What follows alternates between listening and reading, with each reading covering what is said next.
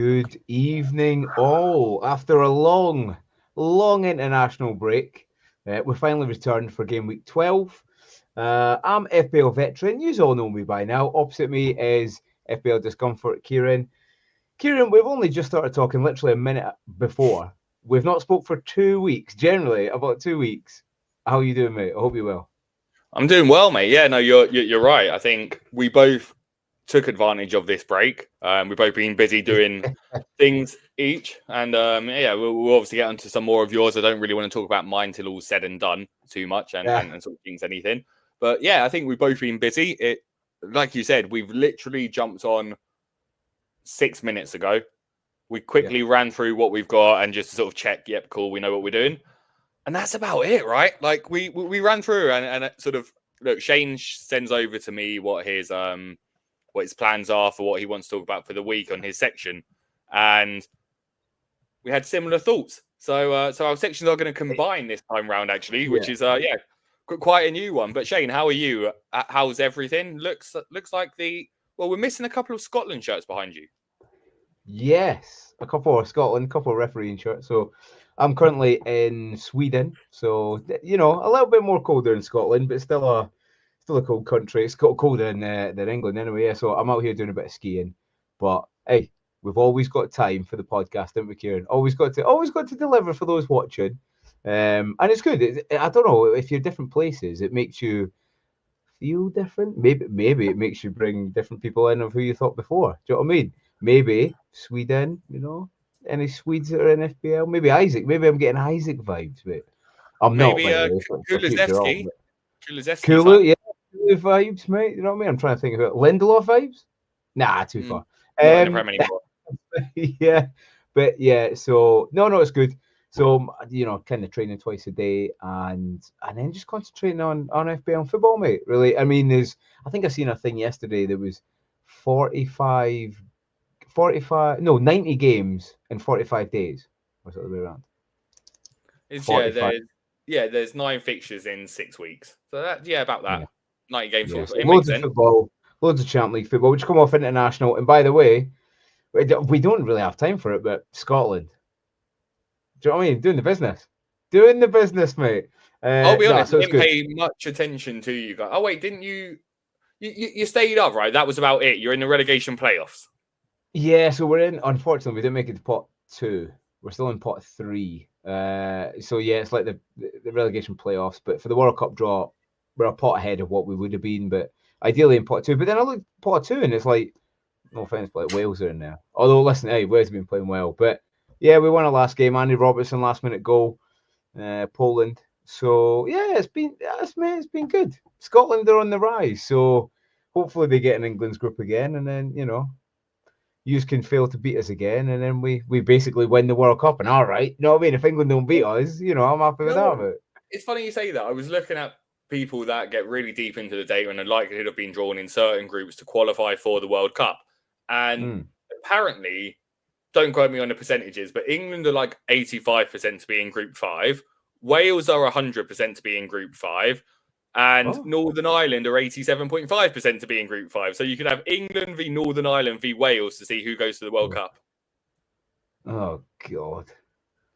Shane, do you want me to tell you how... Well, I guess question for you, because, you've been travelling around Europe and, I assume you flew and you didn't sort of ski your whole way across there.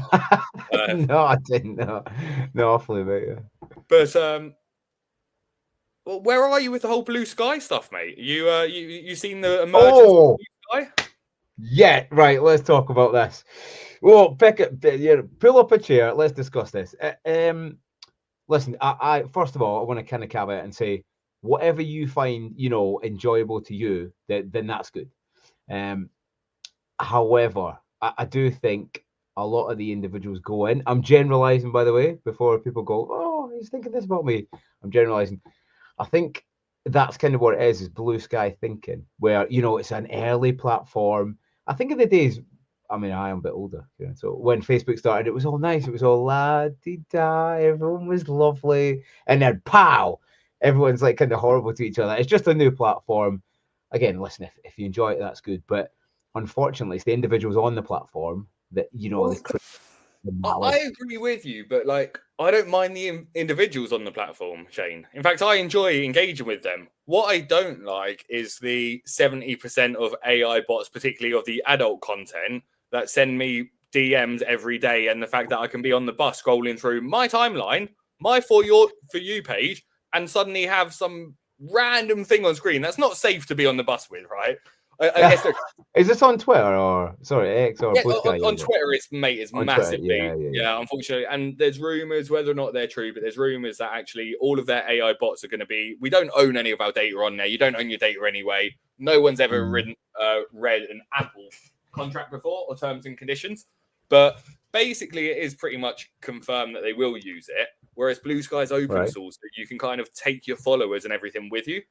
So anyway, the reason why I was saying it, Shane, is yesterday I created. In fact, about 5 p.m. yesterday, I created a double pivot.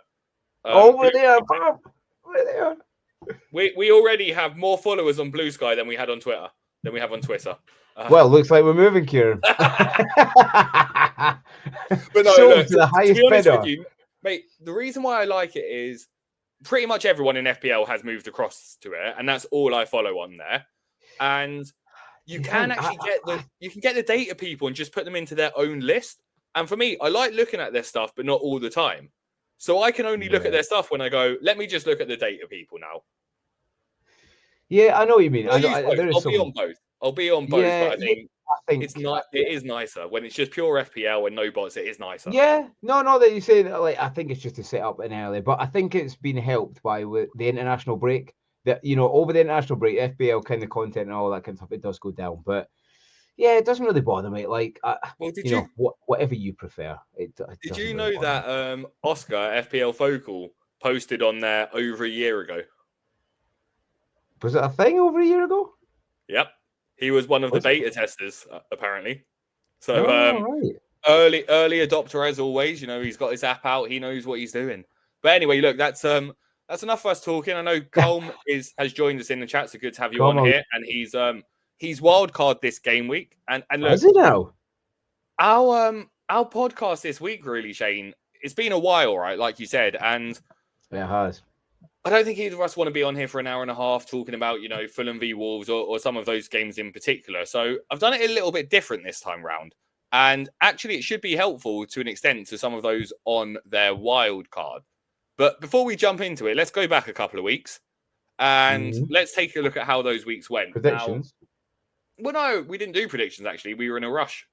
We did, actually. I had to hop off. Right. So, no, instead we're going to jump straight into your team here, Shane. 84 points. It was good. Should have been more, but listen. Who came off the bench for you for Rico Lewis? Yeah, no, I came on 1 minute ago. Yeah, I did. You know what, Rico? He's turned into I think he's going to be the troll of this season. Genuinely, like, he's that cheap. If he doesn't play, I'm not too bothered. Well, we are bothered because he keeps getting 0 pointers. FBL Meerkat, how the devil are you, my friend? Hope you're well. Yeah, so Rico Lewis, again, I might as well just write my defence off, mate, because that's what I've done for the past 3 or 4 weeks. And really, talking of defence, I had Fabianski in all week. If I'm not going to play Fabianski against Everton, when am I going to play him? But I don't know. Again, I overthought it. That's what we do to ourselves, Kieran, don't we? We overthink it, and then, I'm always slating DCL anyway. So why didn't I just play? But I think it was because before I looked back at West Ham's history, and they've not kept a clean sheet in since bloody X was created. Do you know what I mean? So I changed it last minute. But hey, the rest is good. Let's talk about Salah. Let's talk about Fernandinho. Smashed it, didn't he? Brought him in, which was good. Good to bring him in. Yeah, absolutely smashed it. And that was kind of a medium manager bounce. Now he's got his full manager. See, more of a bounce. Been banging goals in for Portugal as well. Goals and assists and stuff. I can see Kieran thinking, I might get Fernandes in here. So yeah, I think it's all about the midfield and up top. Evan Nielsen, by the way, the man can't stop scoring points. He can't stop. He's on a roll. He's smashing it. And and actually Cunha. I think there was a few individuals that did not think Cunha was going to do much. Well, so look, no, I'll say this, right? Southampton, you can't get a better game, correct? Mm. Right. Now, he set that goal up, the first one. Fine. Nice assist. Yes. Okay. That was in the 2nd minute of the game, Shane, right? In the remaining of the game, guess what Wolves' XG was against Southampton? So basically 90 minutes at home, 1-0 up against Southampton. I've seen it at the time. It's been ages. 0.82? 0.3 something. Oh, Jesus. That was even worse than I thought. And look, Cunha scored an absolute screamer. It was an absolute Yeah, he did. worldie. Yeah, It's not it's not repeatable, right? It was like a 0.04 XG for a reason. He can outperform it. He's not going to outperform it by scoring it every week. Like I hope that's he my does. issue with Wolves. Like I know what you mean. They still just don't create, and it takes something like that. Like fair play to Cunha, and this is where I'll hold my hands up. He is being able to perform despite the lack of quality that surrounds him. So I have to give him credit for that. So despite having a competent manager, or not having a competent manager rather, and despite not having quality around him. O'Neill, you despise Kieran. What has he done to you? When did he hurt you, Kieran? When did he hurt you? You despise him. When Iraola came into Bournemouth and showed me how you can play football with a team, it made me think, why do we allow managers in the top flight of arguably the best league in the world who just aren't good enough to continue to be in a job when they've won one game in 21 in the Premier League?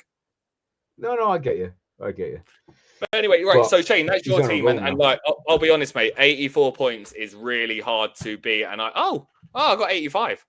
I got 85. No, it's a great score, mate. Tell me about it. Here's a few funny things about that week. Actually, I was messaging Fran beforehand. I really wanted to play Liam Delap. I benched him, and he's 11 points.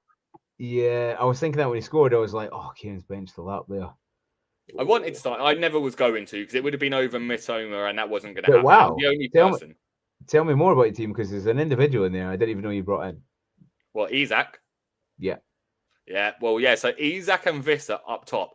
So again, Cunha did well with his 12 points, but Vissa got 13. But it's better. It's not, 1 point. But no, levels, Isak just felt right. I did a double move, and that double move involved, I can't even remember. I think I brought in Salah and Isak. I did. Haaland went, and did you do kind of Kieran? Did you do kind of a double pivot move? Did you? I did a double pivot.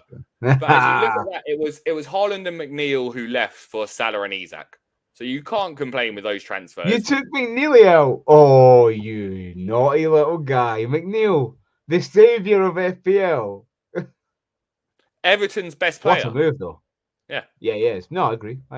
Yeah. So look, things came through for me. Mikalenko got his clean sheet. I did play Fabianski, so I got his points. If you played him, you would have got more than me this week. But you didn't. Yeah, do you know what? I looked back and loads of people played him. It was like a no-brainer. And at the start of the week, I was like, "Yeah, I'm playing him." Yeah, nightmare. But anyway, tell me about the rest and the top line because it looks naughty. The rest of it, Foden still not doing much. Trent blanks again, quite expensive. And Mbumo got his assist. Carl Palmer and Matoma didn't do too much. But again, look, I'm quite happy with the setup of my team now, right? And by that I mean I've got one expensive defender and then a couple of decent attacking ones. I've got 3 premium midfielders, and I've got borderline just sub-premium but expensive striker in Isak, which enables me to go to pretty much anyone that's not Haaland, right? Yeah. So yeah, exactly. Yeah, it was the last 2 game weeks. I've made 5 transfers in the last 2 weeks, and as if I've just looked as well. As if you've got 15 points from Fabianski and Mikalenko who played each other, although they are 2 dreadful teams. Levels. So yeah, exactly. No, mate, that's a great score. And like you saying, Trent. I mean, I'm going to wait to the very, very last minute, like a lot of people after the international break. But yeah, I've had a lot of faith in him from this. I think he's just too expensive for what he's doing currently. Class player, but just it's going to be one of those seasons, I think. I agree. The other thing that I'll add is, and just because we obviously saw him jump into the chat, but we've got FPL Meerkat Charlie here, who he was on the Form is Temporary podcast with Roberto yesterday. And I I'll confess, I think I've still got about 15 minutes left of it, but very, very enjoyable. And now it's his first podcast experience. So, no, really, really, really good work on that, Charlie. Really enjoyed hearing your thoughts. And as always, love some of your threads. And yeah, actually, Shane, when I thought I was looking into the distance of what to say to you, I was actually messaging Charlie and asking permission if actually we can show off some of his stuff on the show in a bit. So he's given us the thumbs up for that. So we'll do a bit of a live thing on some of his stuff whilst we're talking. Sounds good, mate. Sounds good. But yeah, I think you're doing the right stuff here. Who do we have on board with us? We've got Noel Brennan. Good to have you on board. We're going to mark your question, Noel, and we'll come back to sort of more questions at the end because kind of I don't think I've seen you in a live chat before, so really good to have you here, mate. Yeah, good to see new people, mate. What we look to do is kind of just have a quick scan over what the fixtures look like to kind of give a bit of an idea there and kind of run through our teams. But then, definitely questions for people. We'll give our opinions. Shane and I will both confess to being people who love football and enjoy playing FPL, but not people you should necessarily take transfer advice from. There's a lot of better creators out there than us to take your advice from. Although you brought in Isaac. Who else did you bring? Isaac and Salah. Oh, Salah, yeah, he scored. I brought in Fernandez, so don't listen to us, but give us a thought. Give us a thought. We also got Shane in, your namesake as well, who I know, legend. Went nice and early, and we'll obviously come on to our moves in a bit as well. And Charlie obviously saying he enjoyed the experience. But Shane, look, let's jump into some of the fixtures. And I was saying to you before the show, I've done something a little bit different this week. I was, rather than go through a few of the different matchups, which I'll be honest, it's a lot of manual work because where I get the data from is percentage of shots. So I have to put number of shots, convert to percentage, try and mirror up the matchups, and it's hard work. And for some of the games, it's really not that interesting or that insightful. So what we've done instead is I've rated every team on their XG and their XG against. So 1 for XG is obviously the team with the best XG. And 20 would be the team with the worst XG. And then XG against, 1 would be the team that concede or expected to concede the least. And 20 would be the team that's expected to concede the most. Now, as always, therefore, what we're looking to do is see a matchup on the XG4 of a small number against the team with an XG against with a high number.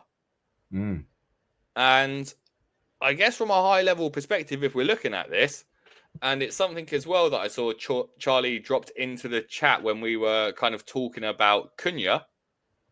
Yeah. But look at that Wolves matchup. Fulham are 8 for XG4 and Wolves are 19 for XG against. Well, like you're saying, don't listen to our transfer advice, but I did bring in Cunha 2 game weeks ago, so, kind of listen to us a little bit, but no, you're saying it's first of all, by the way, if anyone doesn't, if I think Noel was new in the chat, great to have new people in, and it's, you can expect really good graphics, especially from Kieran. He does most of that work, because he's the clever one, let's, you know what I mean? Kind of Pinky in the Brain-esque, all right? He's more the brain. But these that you pull up, like I was saying before, Kieran, it's so much easier just to look at that and see a stark, do you know what I mean, a stark number and be like, look at Wolves. Again, like Charlie said, they've got another 2 easy fixtures. So, and I've been saying for a while, we kind of been chatting about it, Kieran, haven't we? Back and forth of, Wolves have been rubbish. I know they have, but look at that and think, maybe I should have got a little bit of that Wolves. Well, no, why? They're rubbish. 19 means they're rubbish. Yeah, but they've been hard. They've been having hard games. I know what you mean. You got 19 there.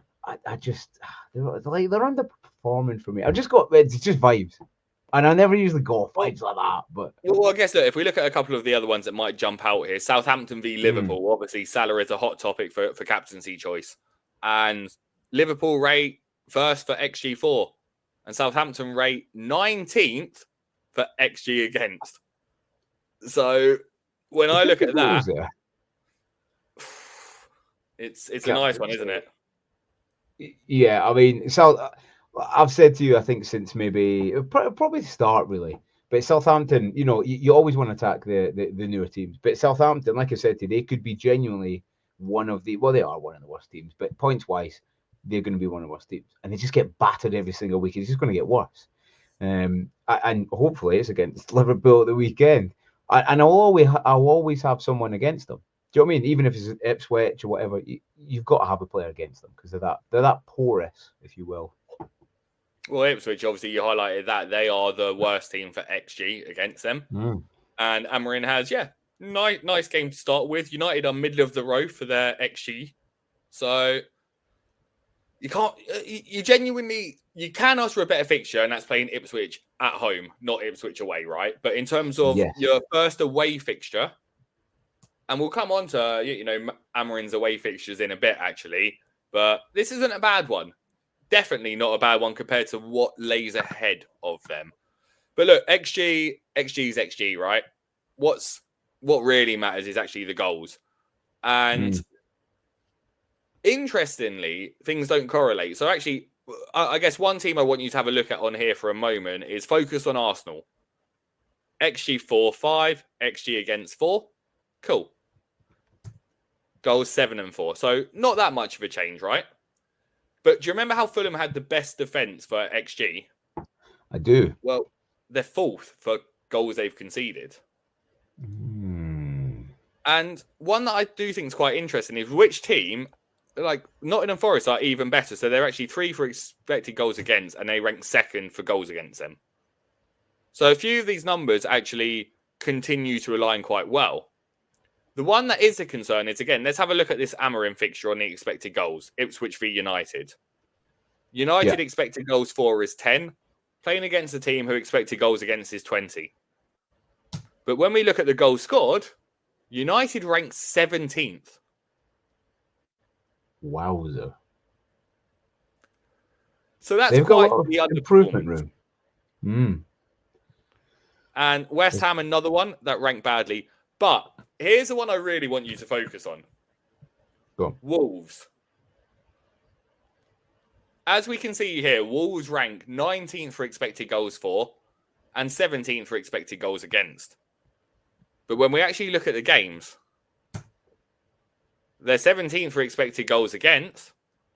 They're 7th for the goals they've scored. And they've had a lot of hard fixtures as well. 7 Some might say the hardest of them.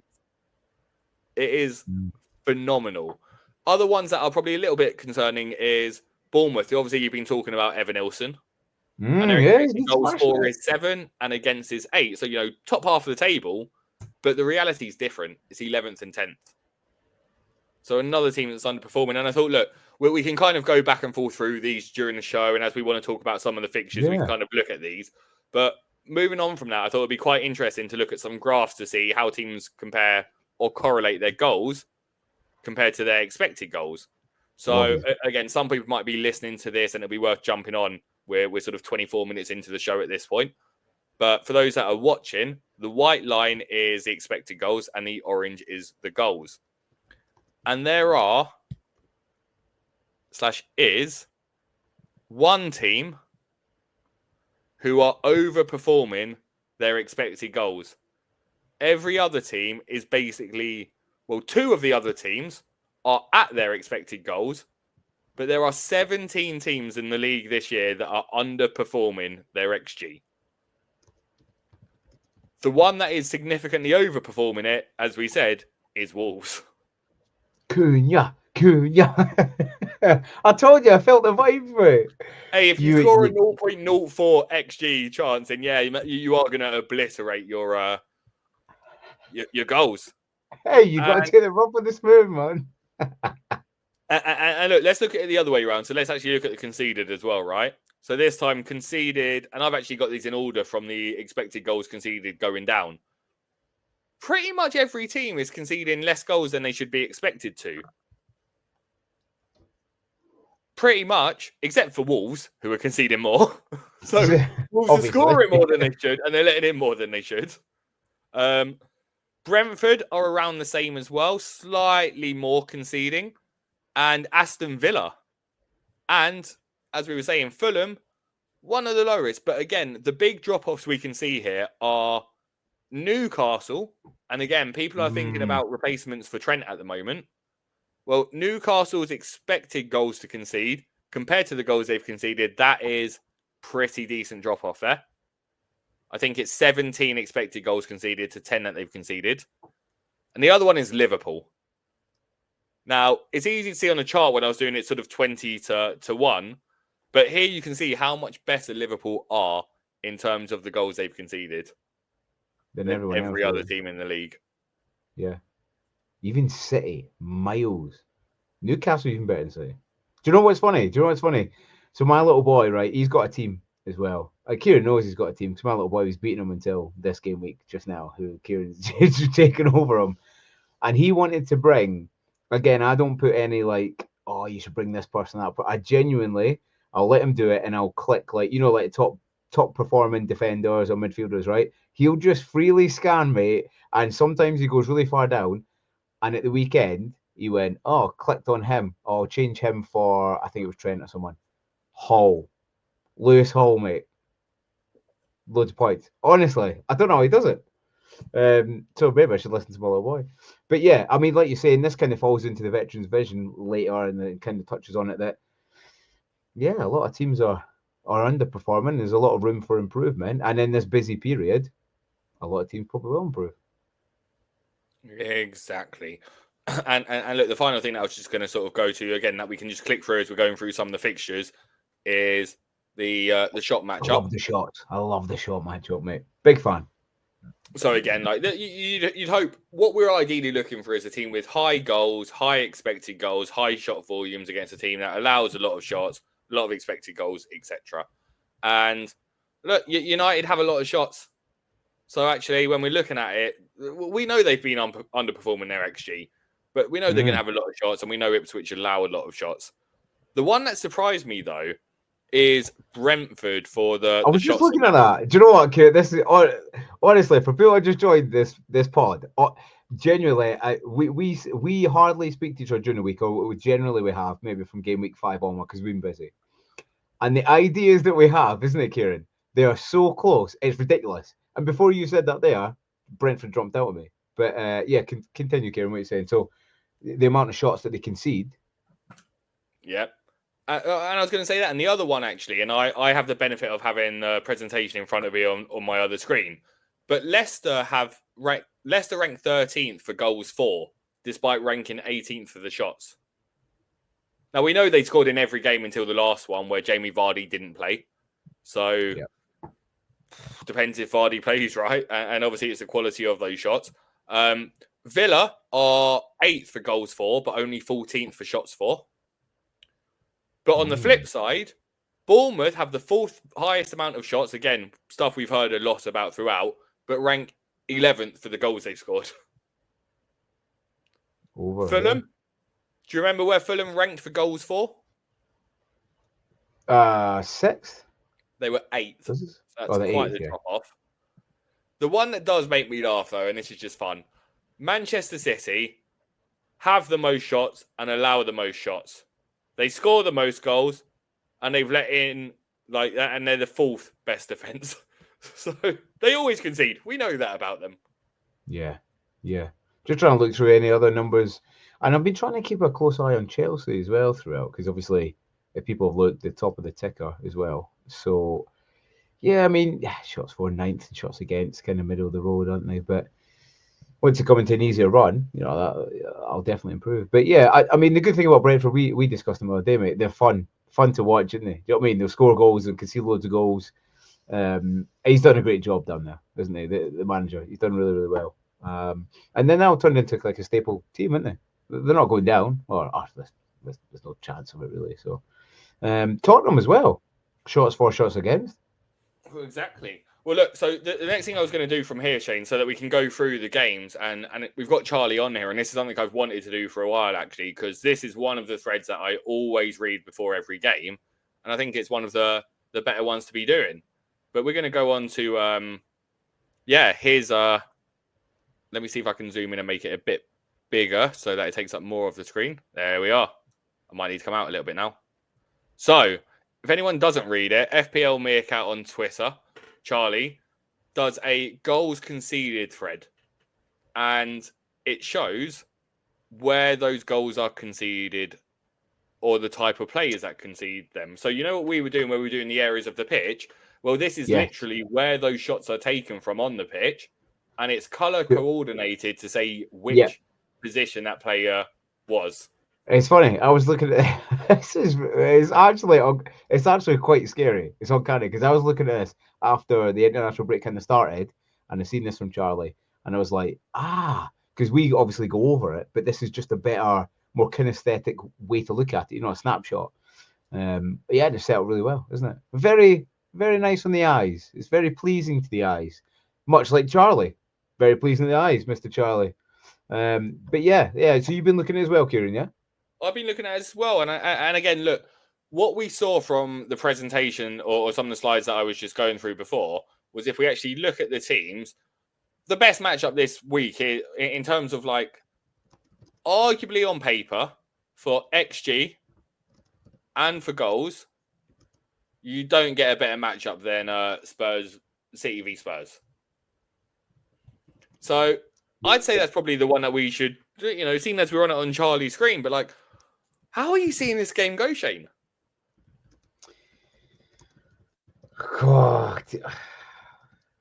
I don't know. Again, you've got to, if you don't have players in your team, obviously you've got to think past that. And as a man who doesn't have Haaland in his team, in my head, I think, Spurs will do a good job. Nah, I think it could be a bit of a battering. Sit at home, they need a win. Pep today, actually, you see it, he just signed a 2-year contract, which actually took me by surprise. Have you seen that? Yeah. I didn't. I expected maybe a 1. There was rumor about a 1, and even that. So a 2. Listen, he's committed. It's good. I think he maybe wants to add a bit and rebuild a little bit. And this would be a perfect game to kind of kick it off with. But we know what Spurs play like. They just, like Ange says, that's the way they play, mate. And I kind of like it, but there are other times I don't. If you're 3-0 up, just take the gas off a little bit. And I think that's maybe going to be their undoing here. Do you know what I mean? They've got Romero and Van de Ven. He's out as well. Yeah. So it'll be Dragusin and Ben Davies or something against Haaland. And look at all of those blue dots here for the goals Spurs have conceded.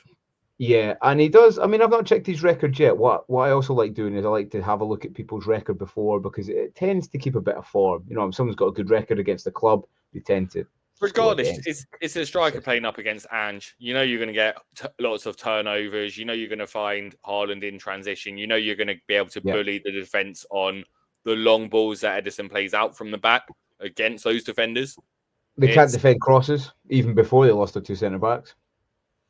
Exactly, but you also know Spurs will still go for it, and you know that City concede.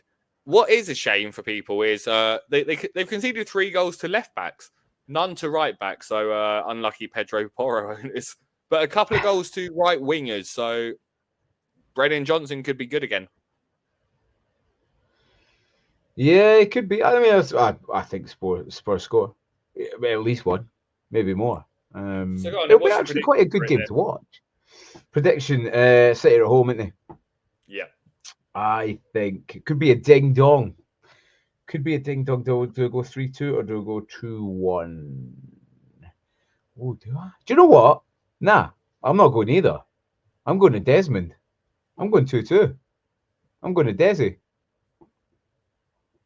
Which might be a bit insane, but I don't know. I've just got a feeling.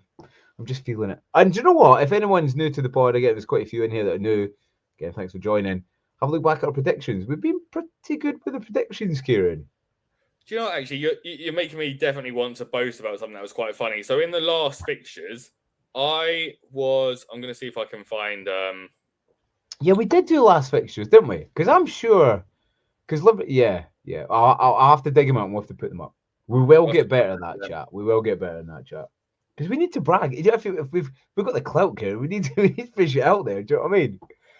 But I'm pretty sure we looked at predictions, and Shane, I think we both do pretty well. But again, what the funny thing is, well, what I was going to say is I was messaging. So last game, Brighton were playing, they were losing, right? And at that time, I was talking to FPL Fran. We were just sort of chatting in the messages, and they're losing to Man City, as you can probably expect them to do. And it was the 57th minute, and Matt O'Reilly came onto the pitch, Shane. And I messaged Fran, and my message to him said, sorry, got to go pay attention. Matt O'Reilly's just come on to turn this game around for Brighton. And he came on and he turned that game around. And the other thing that was quite funny was the Spurs game. Yeah, I was just chatting looking to a few people, and one of them was mentioning, FPL Chai. In fact, it was Johnny saying Chai was going to be on his stream on Sunday night after the Spurs game. And I went, I don't think he'll do that after Ipswich turned them over. Did he go on?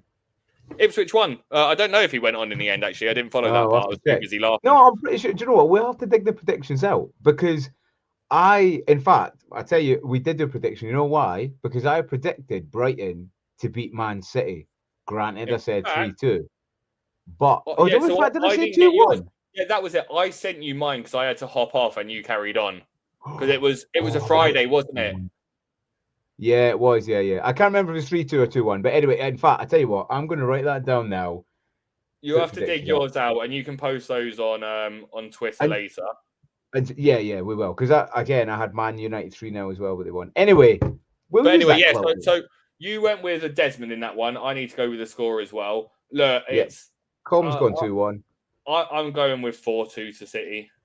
Again, guys, girls in the chat, put your predictions up, and we'll see what everyone thinks. Colm usually copies me, so that's what happens. All right, sweet. Next game is Southampton versus Liverpool. Look, I'll just click between these two quickly on the goals conceded. Here's Southampton's, and there's Liverpool's. Yeah, mate, he's done well there. He's done well, Slot, isn't he? He's like, again, people underrating him. Why can't they be title contenders? They're a lot. How many points are they ahead? Yeah, a few, but we'll come on to that in a bit as well. But one thing to highlight about it is, and I think we said it in the last pod, Slot's done incredibly well, but Klopp, as far as legacy managers for a club go, left the club in a better situation than Wenger or Ferguson did, given the relationship with the fans. Man United still haven't reconnected with the fan base since Ferguson's gone. And it took Arsenal a long time. So Slot's walked into a very nice atmosphere and he's done great. He's done fantastic. He shored up the defence. But looking at this, you see all these red dots? Yeah. They're goals from right wingers that Southampton have conceded. A right winger plays for Liverpool. Right, my brain. Oh, Chiesa. Transfer Federico Chiesa. Or Jones can slot in there. He can do a job in there. Yeah. Listen, it's a pretty good match. You know what's interesting? Go on. If you were to get up a Mo Salah goal map from this season, I reckon they probably overlap with most of those red dots. Probably would. And Southampton are that bad, it's not going to be pretty. But they're probably actually thinking of it. The people who've got Salah and Haaland are probably the ones laughing because which one do you captain if you have them? That's only a hard thing. No Bednarek, no Ramsdale. Yeah. 74-year-old Alex McCarthy in goal. I didn't even know that. Wowzer. I mean, it doesn't really matter. It might do because I might bring another. I might bring another Liverpool player. Well, the thing is, they'll play a back five, right? Southampton played a back five in their last game, and they'll continue to kind of do that thing. Even against Wolves, they played a back five, and they won't allow. They're not going to be the kind of team that's going to try and play out against Liverpool, right? When they did that against Wolves, they were giving away the ball. There was a lot of high turnover. Liverpool have the ability still to do that, but we're not going to see Salah in transition. I think the one thing that really impressed me about Slot this season is Mo Salah, as good as he is, multiple times over the last few years would receive the ball and have three players in front of him. And he's class, and he beat the first one, but he'd often lose the ball to the second or third one because there just weren't those options. This year, when he receives the ball, it's on a one-on-one situation, and you'd back him against anyone. And that's what Slot's enabling them to do. And I know Liverpool have three players where they're trying to tie them down in Van Dijk, Trent, and Salah. For me, maybe this can be the discomfort zone now, actually. But for me, Salah is the one that you need to tie down because there is no right winger in the world that plays like Salah does. He is irreplaceable. He has been involved in 60-something% of Liverpool's goals this season. And for the last 5 years, it's been 48%. So that's half of your goals with one player. Trent, on the other hand, is class, but Trent this season we're seeing isn't being deployed in the same way he was by Klopp. So actually, from a slot perspective, you already have a ready-made placement who can step into that already in Connor Bradley if you're looking for more of a right back, or you can go to market. And if you want a bit more of a attacking one, I know United and Amram will be in for him, but like Quenda over at Sporting, like there's options. You can sell Trent for like 50 mil and you can use that money. You can sell Salah. What do you replace it with? Case ain't the answer, and it will take a long time to find that right person given the rest of the setup of Liverpool. So yeah, that's where I give Slot credit. He's given Salah the ball where Salah wants the ball, and that's where he receives it. And he's not asking him to run all the way back and do the defensive work. Players are playing towards Salah. So yeah, this just feels like a Salah haul, mate. I'll go first on my prediction. You go first? Yep, go on.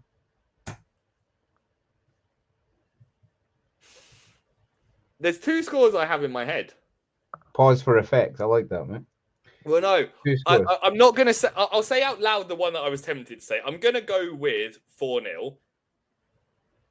But I was very tempted and very close to saying 7-1. Do you know what is? Do you know what's funny in my head? I was thinking Southampton are due a bat. You know what I mean? Like another 7 or a 9-0. Go for it, mate. I mean, 7-1's rogue, but I respect it, mate. What are you going for? No, we'll stick with 4-0. 4-0. You see them scoring though. Yeah, I mean Liverpool scored. They conceded a few. I don't see them conceding. I see this a bit of a batter, and I see an early goal. Yeah, like Charlie says, looks like Salah Hall. Glad I have him. He will be my captain. I'm not even considering anyone else. I think it'll be more than 2-3. I'm looking in the 5 or 6s. I go 5-0. 5-0. 5-0. Okay. Cool. Where did you go there? So, I went 4-0. 4-0. Yeah. 4-0, 5-0. Cool. So the next one Charlie's got for us here is Leicester v Chelsea. So again, just to remind you on where they rate on the goals matchup. Leicester are 13th for goals for, but 16th for goals against.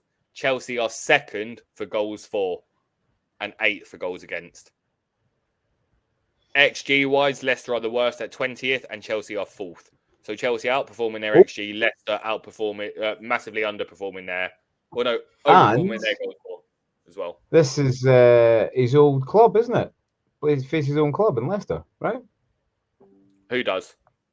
Mascherano.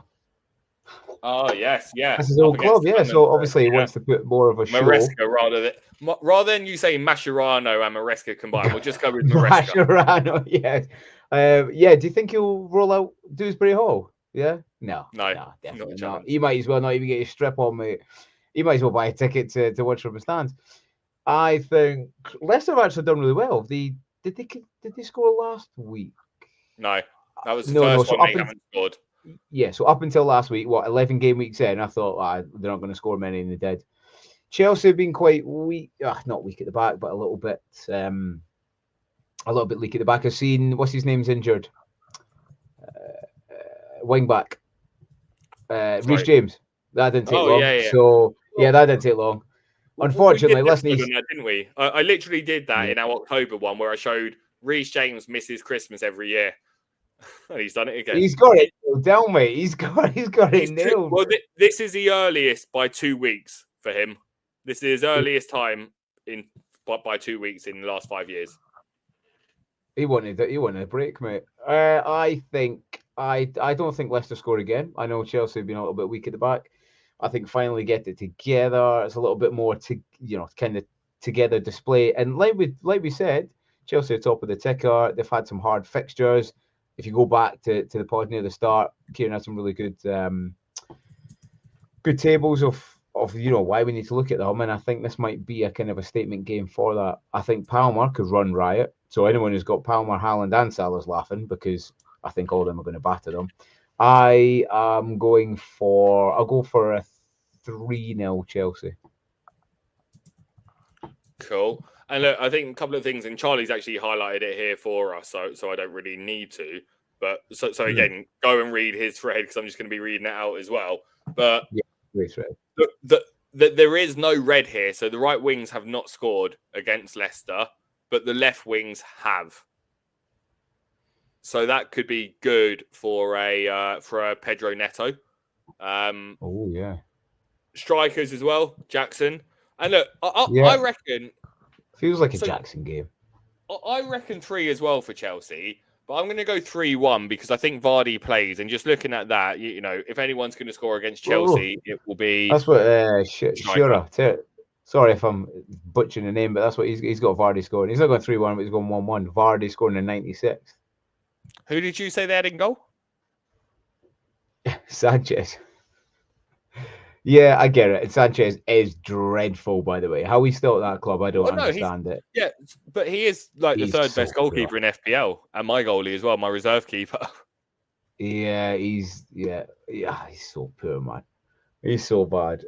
I think after a while, maybe even January, those have got Sanchez. Like, it's good he's accumulated some points, but I would maybe watch within this period, if he keeps leaking some goals, I think January he'll switch to who's the younger guy who plays the Euro games? Yeah, you know who I Madueke. mean. No, the Oh, goalkeeper. I'm trying to think of his name. goalie. Jorgensen. Jorgensen, I can see him coming in. Young guys, he's a better stopgap.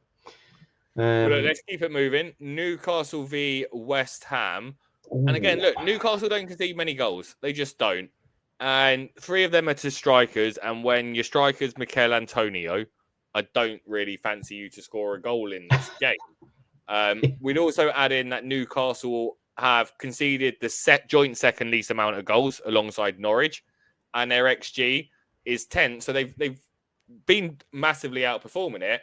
And West Ham's goals for ranks 15th.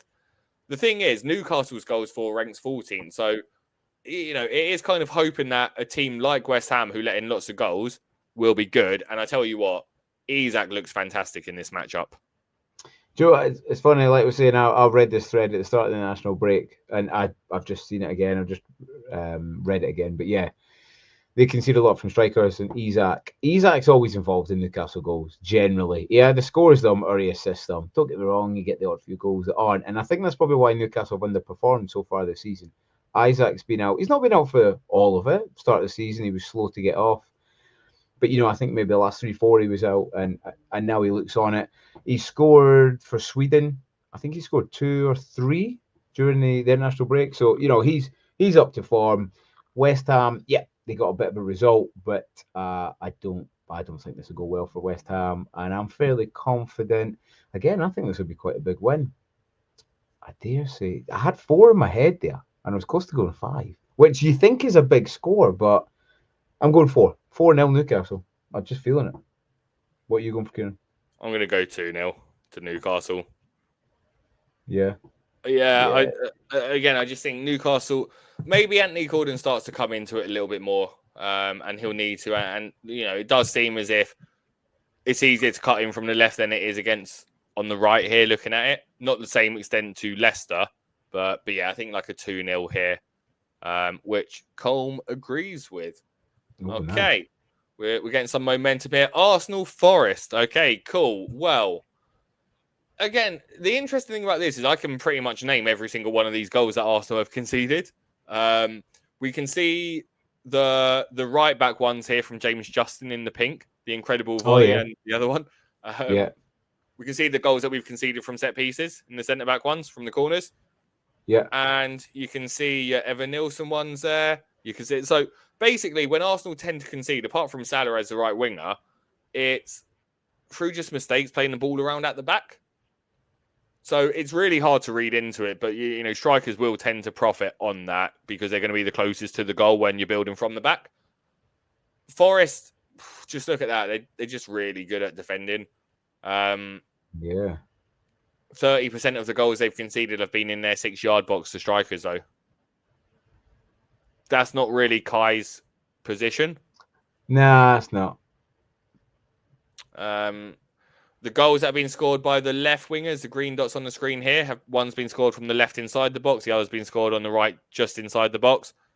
And the right winger, one of them's been scored from outside the box on the left-hand side, and the other one's just inside the right. So again, it's really hard to tell how these goals have been conceded, really. But it is one of those where, you just have to think the quality of Odegaard being back into the team with Arsenal, and that's where they've really struggled, is that sort of creativity and the ability to move the ball from the right-hand side where Saka might be getting doubled to the space over on the left. And you need a player with Odegaard's vision, speed of passing, ability to find space, etc., and ability to find that pass, because defenders have to be on their toes when he receives the ball. So I don't think it'll be an easy game for Arsenal, but I don't really think Wolves are the kind of team that score enough goals to worry Arsenal either. So, again, not an easy one, but I'm going to go with a 2-0 Arsenal for this one, mate. I think it'll be close. I think it'll be a 1-0 and either a Gabriel or Saliba goal. Because I know they've conceded those 3 goals from a striker inside the 6-yard box. I just feel like it'll be a close game. Corner. Arsenal good at corners. Gabriel Saliba 1-0. Nice.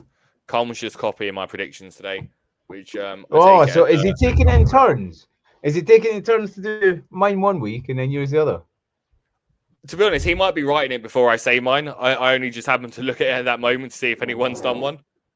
He was actually the other week. He wrote it before I said it, so kudos to Colm. We're probably copying him, mate. To be honest. Well, look, Shane, I'm going to give you this one: Ipswich versus Wolves.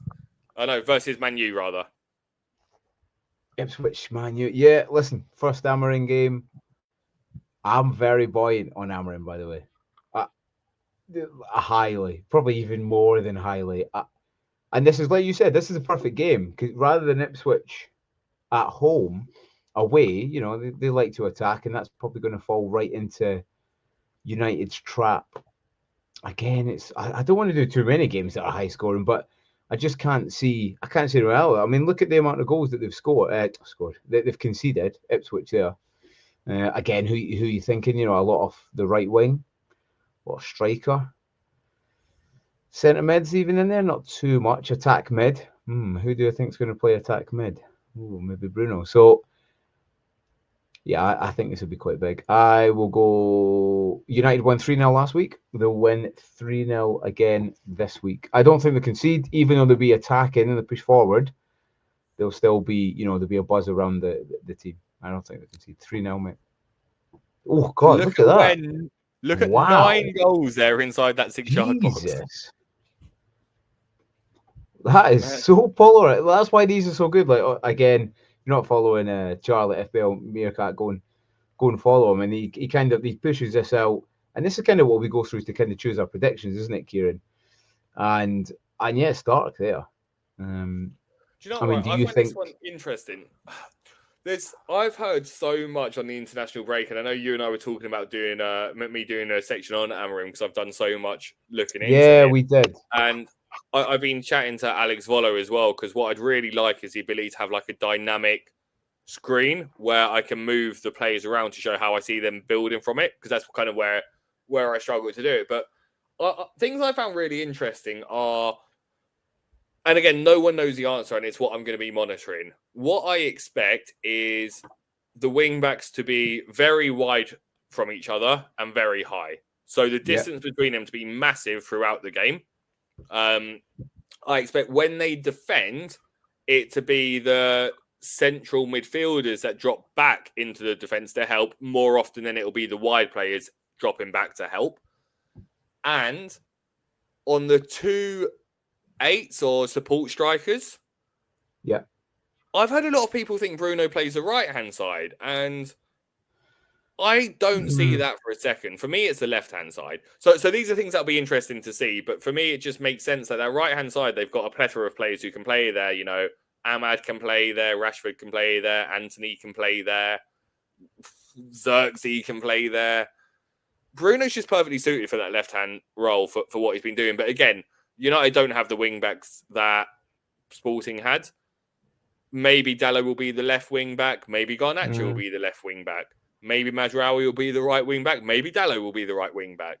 Maybe Anthony will be the right wing back. It's quite interesting that I've seen a lot of people think that Mazraoui will play left wing back and Dalot will play he'll be right. He'll be. I'm almost certain he'd be the right wing back. But again, I don't know. Who, Dalot or Mazraoui? Dalot would be on the left for me. Yeah, so I thought that as well. But I've seen quite a lot of people over this break think that they'll actually swap. And And I'm not quite know, sure right? why. Because what everyone's doing is trying to interpret what Amarin's done with Sporting and look for how we can apply the system You here. keep chatting, Kieran. I'm just going to plug this in, mate. You keep chatting away. You know, he's got Ugarte, who he had at Sporting for one season before he then moved to PSG. But Amarim's also said he doesn't necessarily, or there's rumours that he doesn't think he's got the right players in those positions at the moment. And I think that just is because of the emphasis he has on the role that they have on being able to find the space and split the ball through the lines and drop back and really operate in that defensive nature. So I'm really looking forward to watching it. I really think Højlund could do well, but I don't know if Højlund plays this or if he's good and whether it will be a Rashford game playing through the middle in this one. I think it's going to be a confusing game, right? I think Amarim's not going to have had enough time to work with the players because most of the good ones would have been away on international, or at least some of them will be. So they'll win, but I don't think it will be as easy. What did you go with, 3-0 or 4? Yeah, 3-0. I went 3. 3. I reckon Ipswich do score.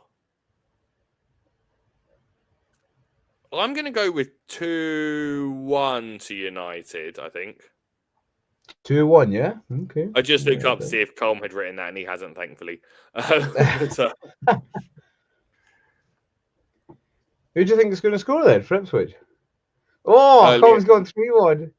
Liam Delap. Okay, yeah. Yeah, that's not all right. How many games have we gone through? 1, 2, 3, 4, 5. Is that 6?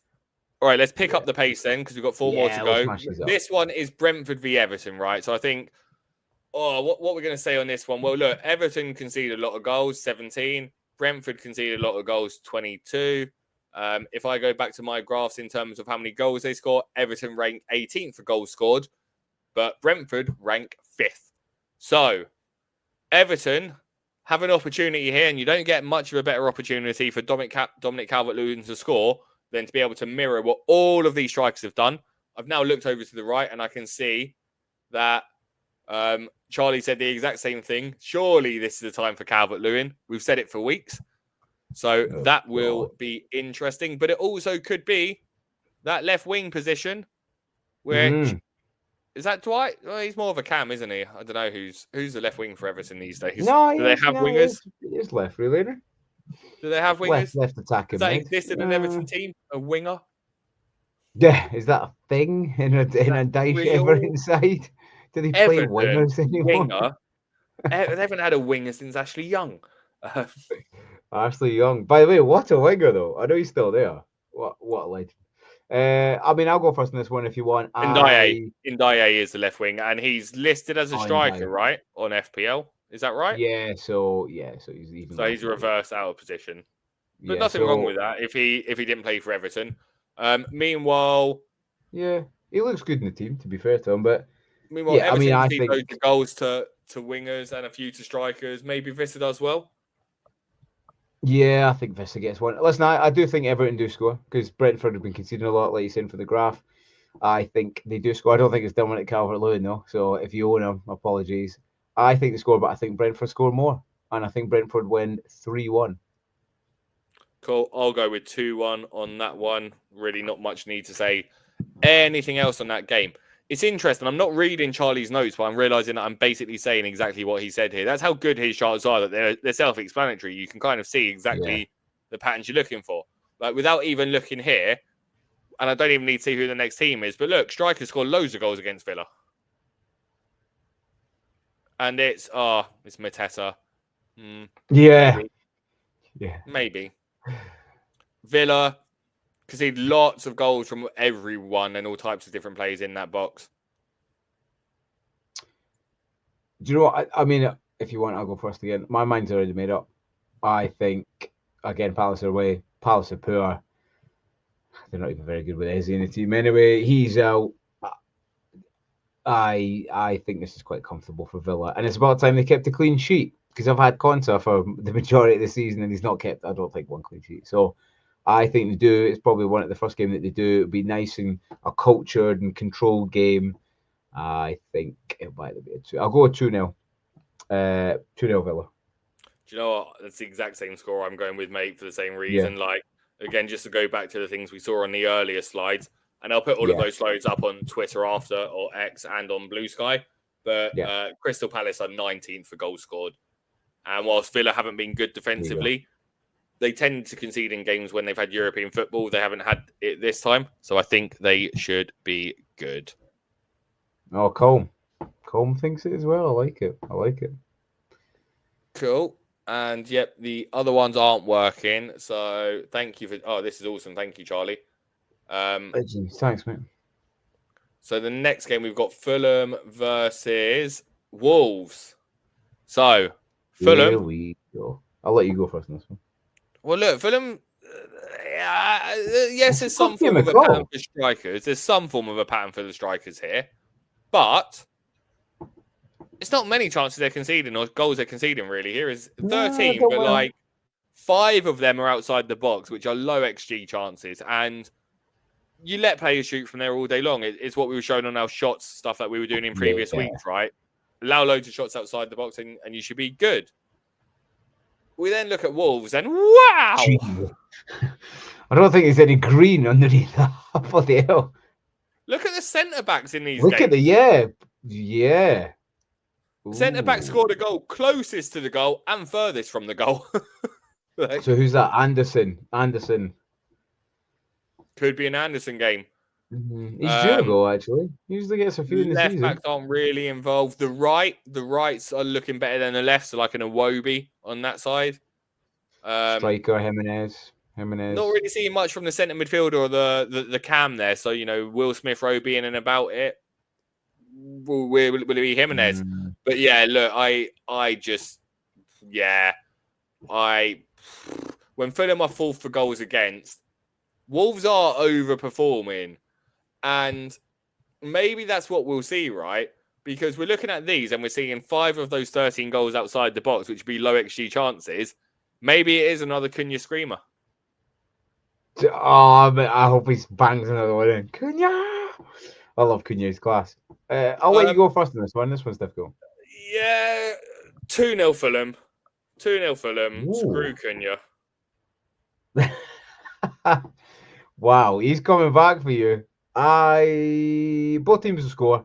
That I'm fairly sure of. Again, do they overperform a little bit? Fulham have been playing well. Then again, they're at home. Wolves can see so many. This could be,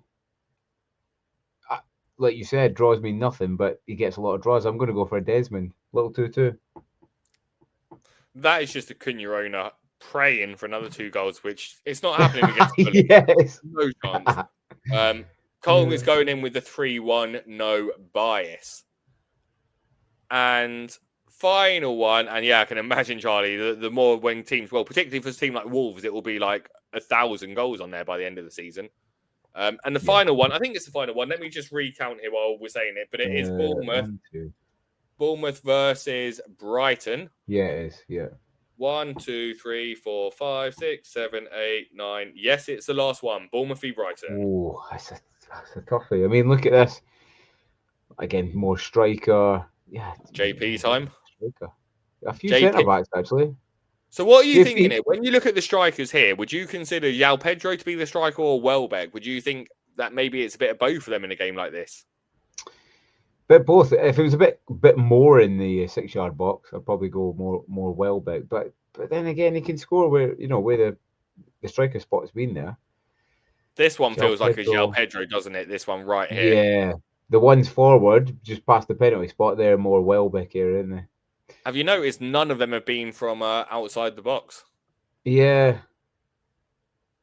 Yeah, which is... Now, as a reminder, do they play Brighton rank 5th for goals for and do they play 10th for goals against. Bournemouth and Brighton have both conceded the same amount of goals, as you can see here from the 15 and the 15. That's quite interesting, because did Bournemouth play zonal? I thought they played zonal market, which is quite interesting. It means, obviously, it's working. Bournemouth, yeah. I mean, it's pretty good. I think it'd be quite close, this game. Oh, look at that. Yeah, I mean, who they got? More right wing. Well, they don't concede too much, the striker. Right wing, Semenyo, right? Yes. Yeah. So yeah, maybe Semenyo comes in. Look at how far away the striker's scoring his goals from, and how close as well. Yeah, I was thinking that. I don't know who those two striker ones are, but the finishes. But yeah, maybe it's a Semenyo. Maybe Evan Nielsen gets a wee tap in. I'll go first on this one for you as well, mate, because I think you've done first on 5 as well. I'm going to go with a 3-2 to Brighton. 3-2 to Brighton, eh? They're away, aren't they? Yeah, they're away. Bournemouth are at home. That does matter. Actually, that does change what I'm thinking. I think it'd be fairly close. Do they get a winner? No, I'm going to go for a draw. Won't be a 2-2. I've done too many Desmonds. Let's go for a 1-1. Go for a 1-1. A 1-1. Cool. Well, look, everyone, go give FPL Meerkat Charlie a follow, and thank you for letting us use that this week. Look, we're going to jump straight back into it because we've already hit the hour mark, but this is going to lead us nice onto your section, Shane. So I thought I'd do a bit of a recap. But during the international break, I thought the fixture difficulty ratings all exist, and like, why do they all exist? I thought, what about if we just looked at last season's table and we looked at the 3 teams that went down, we look at the 3 teams that came up, and we say we assign a number to each of them. So the hardest game would be Man City, which would be a 20. And the easiest game would be, who got promoted last year out of the promoted sides? Was it Southampton, I think? As in from the playoffs? Playoffs, yeah. Or was it Ipswich? I think it was Southampton, wasn't it? Ipswich won the league. Let me double check, because I actually have the spreadsheet that I can have open at the same time as well, where I built all of this from. Definitely won the league. I think Leicester second. I think it was Southampton. Yeah, I think it was. Okay, so you're wrong. Leicester won the league. Ipswich came second, and Southampton in the playoff. Yeah. Well, yeah. But yeah. So anyway, so Southampton would be the easiest game, and that would be a 1 on the fixtures, right? So through the first 11 game weeks, Chelsea have had 137, so they've had the hardest games. Interestingly, Leicester have had the easiest, followed by Southampton, followed by Manchester City. Joint easiest games alongside Southampton. Now, you then look at Liverpool, kind of middle of the table with a 112, but you then look at Arsenal with a 130. And in particular here, I've color-coded this as well. So yellow is the away fixtures. So again, you can look at certain games where Arsenal have played the 17th hardest team away from home, Villa. 17th, so like the 4th hardest. The 5th hardest in Tottenham. The hardest in Man United. The 15th hardest in Newcastle. Chelsea, and the 14th hardest in Newcastle. So pretty hard away games. Very. Meanwhile, City's home games have been against Ipswich, Southampton, Brentford, Fulham. So basically, if we're looking at this, Wolves, as people have been saying, have had one of the hardest fixture runs, but it's been the same difficulty overall as Brighton's. And last year, Brighton finished in 11th and Wolves finished in 14th. So not that far apart. No. So I thought that was quite interesting. But then I wanted to look into look, we've got, as you were saying, 90 days, 45 games. So Exciting, this takes mate. all the way Love to it. January the 5th. And the upcoming one, so using the same numbers. And we touched upon it earlier, but before I sort of talk through the teams, if we look here, we can see that number 2 next to Man United for that lovely Ipswich game, right? If we look at their other away games, 19th, so Arsenal away, Man City away, then Wolves away, and then Liverpool away. So 3 of his first 5 away fixtures in a busy period are against City, Arsenal, and Liverpool. But I think that kind of helps him. You know, I mean, the bar was set so low by Ten Hag that obviously they want a bit of a pushing in here. But if he gets anything in those 2 fixtures, which I tell you what, I think he will. I think over these first 5, I think this is going to go a lot better than what people think. Well, they've got really nice home fixtures, right? When you look at it, so they've got Everton as one of those home fixtures. They've got Forest as one of those home fixtures, which is a little bit harder, right? Like Forest being a 4, they're clearly not anymore, right? But again, I can't pick and choose. I had to pick a system and then just stick through it for this part of the season. And And then who was the other one they've got in there? The other They got one West is Ham. 9, which is Bournemouth, Oh, and Bournemouth. 14, which is Yeah, Newcastle. So a bit of it. so actually, still a tough run. The one that stands out to me is like Newcastle seem middle of the pack, right, with a score of 97 over the next 9 fixtures, so an average rating of like 10th, 11th. But look at those final 3. Oh, yeah. 16, 13, 17. 2 of back-to-back away games after playing Aston Villa at home. If you remove those, so if you just look at Newcastle until game week 17, the next 2 fixtures are their hardest. Well, they also have Liverpool thrown in there as well. But like that 12 and 11 is West Ham and Palace, who neither of whom have been performing this year. Then you have that difficult Liverpool one. But then you have a nice run of Brentford, Leicester, Ipswich. Yeah. I mean, But look, it's the ones at the top you want to look at. Look at that Chelsea run. I keep looking at it. Despite facing Villa and Tottenham amongst it, every other team is... Which Palace concede is all the the next time. hardest team they face. Which isn't very, which is very hard. Yeah, Villa, Spurs, and Palace are their 3 hardest.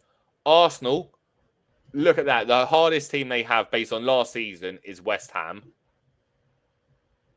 Even Bournemouth up there. Look at that. Big Evan Nelson continue a little bit of run. You know what I mean? What are they? Fifth easiest. And obviously your favourite club, Kieran, is Wolves. You know. I thought you were going to say Brighton, who are actually my second favourite club. But yeah, look, they are up there. I thought that'd be useful. And like I said, Shane then sent me a message and said, Kieran, I've got something for my veterans vision. So, Shane, I'm going to do what we always do. And we're going to give you the screen for your vision so that you can just present it to us. So I'm going to hand it over to you and you take us through this week's veteran vision segment. Oh, but before you do, say good evening to Geddy. But Geddy, how you doing? Do you know what? He's more joyous now that he's got a new manager, isn't he? It'll be expensive. Right, okay, yeah. So for veterans vision this week, we're kind of leading on to what we're saying there. Preconceptions. All right. Now, preconceptions. We always have ideas of teams last year, whether they come up, whether they win the league, whether they get a European space, or whether they just sit middle of the pack. And it's hard to get rid of these preconceptions. And I do it every year.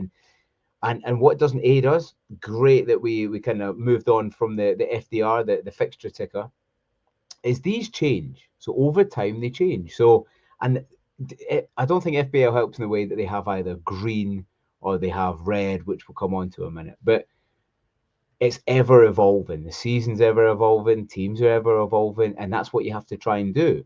Use some data, use some games, and use that new information to push forward your new idea of a certain team. They might have been rubbish. Now they're coming in and they're pretty good.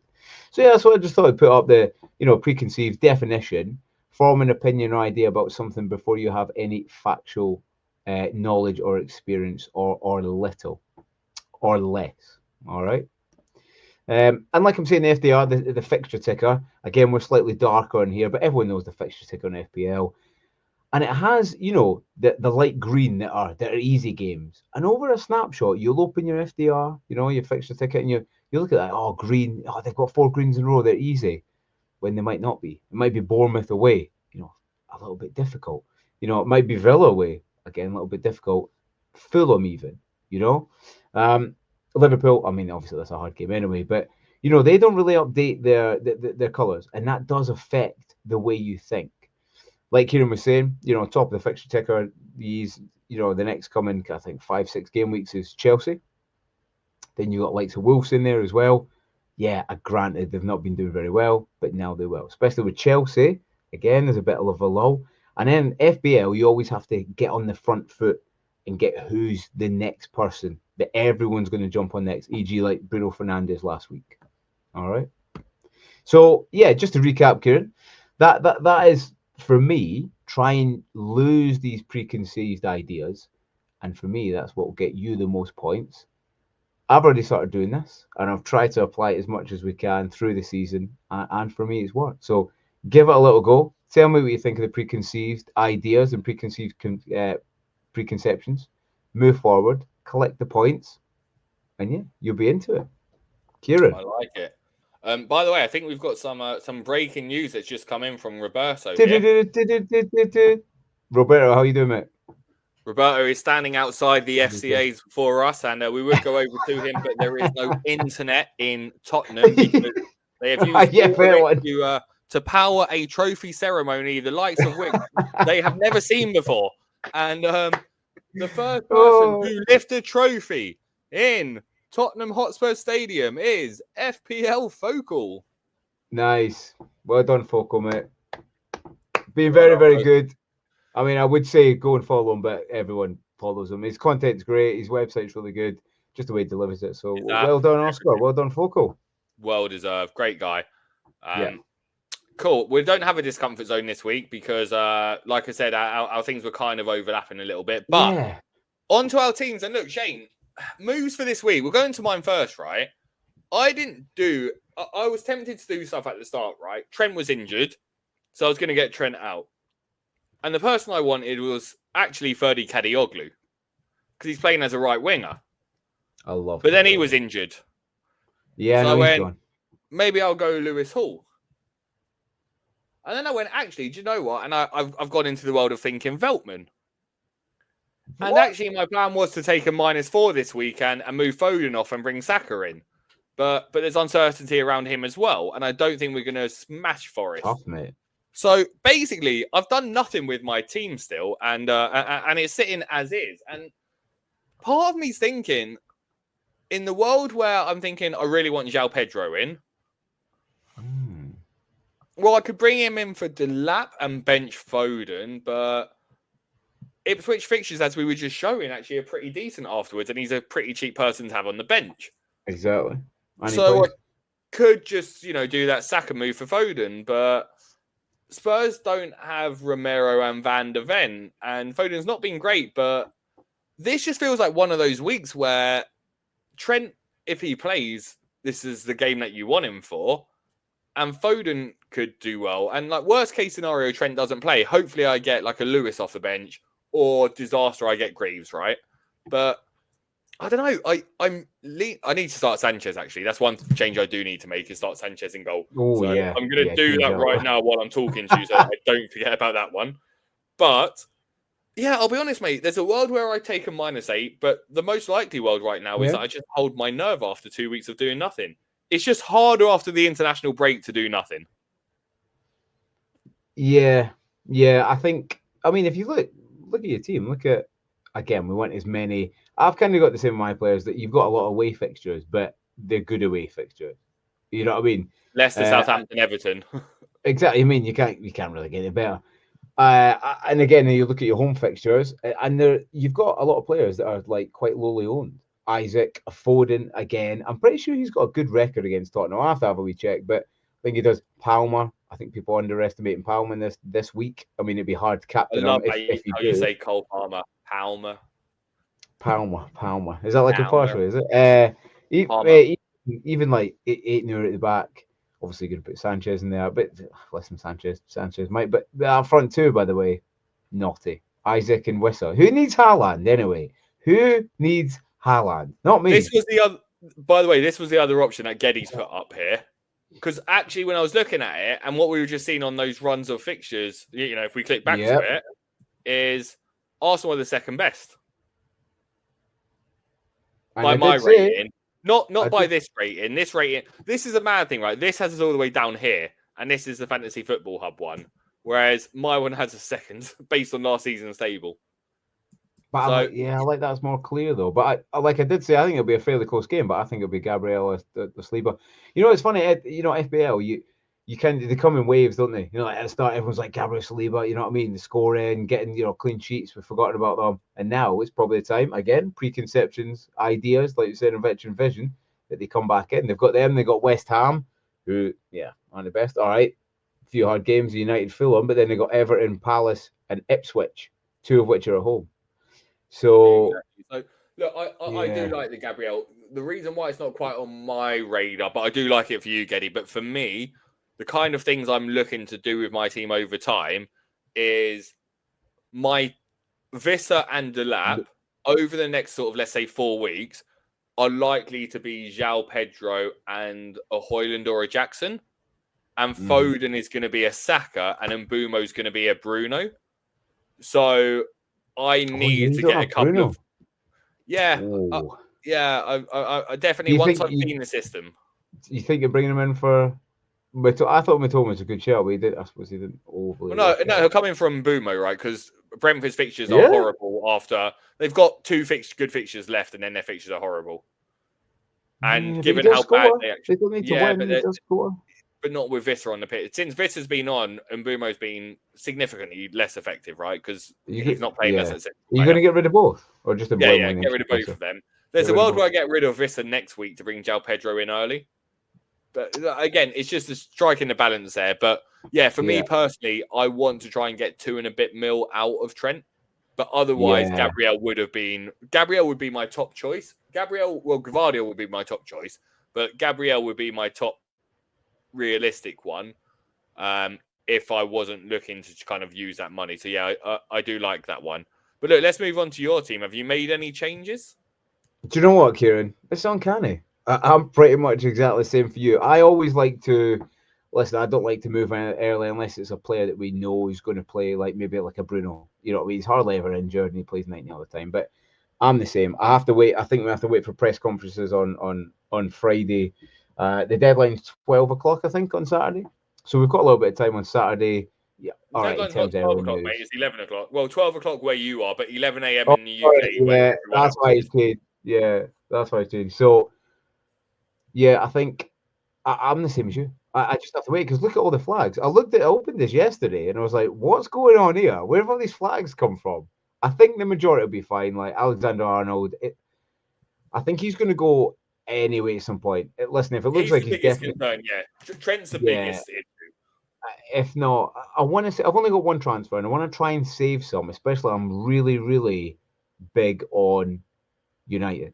And if Trent doesn't play, I think the only move I'll probably make is Dalot. I'm big on Dalot. I really am. Maybe even Mazraoui. Mazraoui is good, good.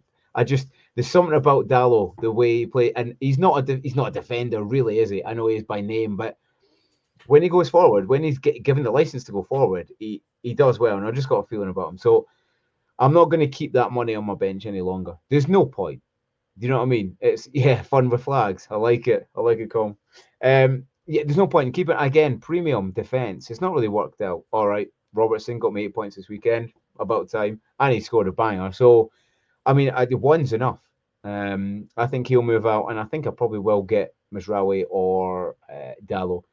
For the rest of the team, I think they're going to stay. Again, it's not ideal. Stewart's out long term. I need to move him on at some point. Buonanotte, he's okay, and they've got a few. I mean, just looking now, who have they got? I mean, they've got Chelsea, it's tough, Brentford, and then they've got West Ham, Brighton. But even that, I don't score many goals.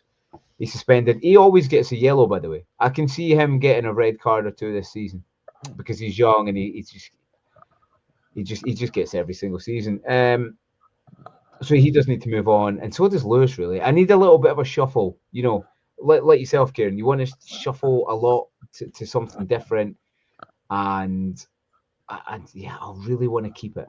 So I either change Alexander-Arnold for Dalot, or I just keep it this week. And do I play Lewis? I might play Lewis. I don't really want to, but I think I have to. Cool. Well, look, let's rattle through some of the questions that we had earlier, and then let's sign off because we had loads. Thanks, guys. But look, first one was Noel early on. He wants to downgrade Trent. So look, similar to us, and is saying who to. And I think look, we've gone through a few of those different options there. Is sort of my line of thinking. Reason why I'm not going Veltman is I might as well wait until Kadioglu's fit. So that's why I'm kind of possibly holding on to Trent. I do like Hall. I know Newcastle haven't had that many clean sheets, but the fact that they are second for goals conceded and they do have some pretty decent fixtures, I do like them. I agree with what Shane said about like a Dalot or a Mazraoui, but there just is a risk that one of them may not play, particularly in the busy runs, and it's hard to know who of them. And Milos Kerkez at Bournemouth, given their fixture runs, is another relatively cheap one that's on my radar. And then, of course, you're saying upgrading Garnacho to Fernandes. And yeah, for this week, I don't hate it. I don't love it when you're doing a sideways move, but like you've got the minutes with Bruno, and you know that Ipswich have given away 2 penalties this year, and Bruno's on penalties, so I do like it. But look, as with anything, I think it's all going to depend on who your other players are, and trying to go through that. The next question we had was from your mate Shane about the Spurs game. If you had Solanke, would you hold him long term? The number 9 spot is... I've lost what it says there because I can't see it anymore. Number 9... The top 3 for XG will be hard. I'd still keep him at the moment. For this game, I'd keep him, right? And probably for a couple more for that exact reason. Son's a creator right now. Son is a creator. And Solanke is an all or nothing. Solanke either has 6 shots or none. Yeah, I'm just looking at the fixtures now, right? I like Solanke at the start. I was big on him, but he does play a slightly like he's been playing the Kane role. He's been a little bit deep, and obviously he plays a bit deep, and then the wingers come in. That's the way they play. They got City. All right, we think it's be a goal fest. I don't think it'll be that big a goal fest. Then they got Fulham at home. All right, yeah, it's not the hardest, but it's not the worst. Bournemouth away. That's a tough game because Bournemouth are good at home. Then you got Chelsea at home. It's a tough game. All right, and then Southampton. But then you got Liverpool. If it was me, I'd probably get rid of him. I think there's so many better options right now. There's Wissa, there's Isaac, even I wouldn't go Watkins has got a good run coming in. Has only got 2 good games left. Yeah, all right. Short, yeah, I suppose short term. I'd even take a point, like you said, on Hoyland. Again, we don't know. It's a big punt. I just go. It's very risky, but I'd probably drop it down to a João Pedro of anyone, and then use my money to upgrade it somewhere else, because João Pedro is just going to be a lot for Brighton moving forward. Or what about Jackson? Leicester and Southampton in the next 3. Well, Shane, it's like you know what I'm going to click on next. Oh, look at it. I didn't even know that, by the way. Genuinely, I didn't even see that because I've got my screen pushed up. So Jackson, yes, let's go for it quickly. Just say your top 3 strikers on a wild card. Top 3. Isaac, Cunha, and probably Jackson. Isaac, Jackson, Pedro. For me. Close. Cool. Doing good. Cunha, Visser, and Bruno helped me to 78 days. So I don't know why you started that, but well done, Jamie. It's not a question, but it is worth re-highlighting. I think I started that. I'd like to put a bit of recognition for Jamie. Yeah, that was all. Cool. And then Colm still has Gavardio on his wildcard team. I don't mind that. Looking at swapping him out for Canate and building funds for when I bring back Saka in a few game weeks. Yeah, look, I guess the only thing to bear in mind is Liverpool fixtures are good, then bad, then good. Like, it's a good fixture, bad fixture type of thing for them over the next ones, because they obviously have good fixture next, but then, so yeah, there you go, Southampton, then they play City, then they play Newcastle, who could be improving, maybe not. Then they play Everton. Then they play Fulham. Then they play Tottenham. Just in the run of fixtures, I don't particularly. Is this for a defender? Yeah, for Liverpool, for Canate. I don't particularly love it. I don't. Can I tell you an alternative defender? We should have said in the last one, when that first question. He got another 2 assists this week in international break. He's someone I had for 2 game weeks, and then I took him out. He is one of the biggest trolls in FPL ever, but he's playing well. Over the next 4, he's got Southampton and Palace. Step forward, Lucas Digne. Okay, I think we need to end the stream there, guys. Hey, he's been getting a no Digne. Yeah. Okay, mate. No Digne. I'll take it. Well, I like him. Anyway, Kieran, listen. It's been fantastic to get back after the international break. It's been too long for, club football to come back. Can't wait for the long run ahead, and it's good to finally get back together and chat again, Kieran. Really, and interact with everyone else on the chat. The pod's growing, so thank you very much. Again, if you can subscribe, all the stuff that you guys and girls do share, it'd be much appreciated. And we're growing in subscribers. We're getting there, Kieran. We're getting. People are taking note. Listen, before we finish the show, Kieran, what would you like to add? Thanks for watching. It's now time for bed. No, thanks a lot, all, and look, good luck this week.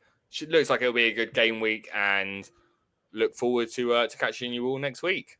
Thanks. Yeah, good luck for joining us. Good luck. Speak over the weekend, guys and girls. See you later. Have a good one. Bye bye.